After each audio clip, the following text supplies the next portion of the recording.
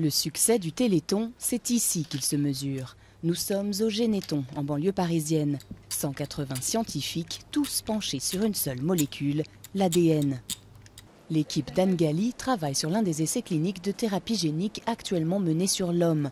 Le but, soigner le syndrome de Wiskott-Aldrich, un déficit immunitaire rare, jusque-là traitable par la seule greffe de moelle osseuse.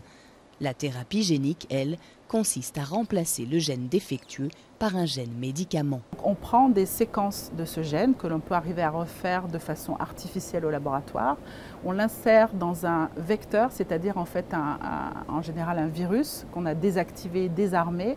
Et cette particule virale, en fait, cette pseudo-particule virale va ramener en fait ce gène thérapeutique au cœur des cellules pour pouvoir faire cette correction génique. 4 essais cliniques sur l'homme sont en cours ici.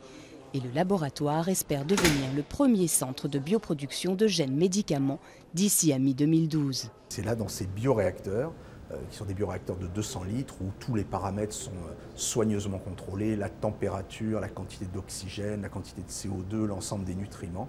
C'est là qu'on va produire les médicaments de thérapie génique. Personne n'a encore le recul nécessaire, mais a priori, une seule injection suffit pour toute une vie.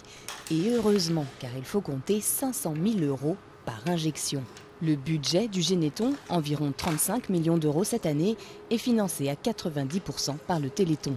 Pendant 24 ans, on a semé, on a commencé déjà à récolter les premiers fruits et je crois que ça va être une décennie de belles récoltes, de belles avancées pour nos maladies rares, pour nos enfants qui meurent de maladies rares, mais aussi source de progrès pour des maladies bien plus fréquentes.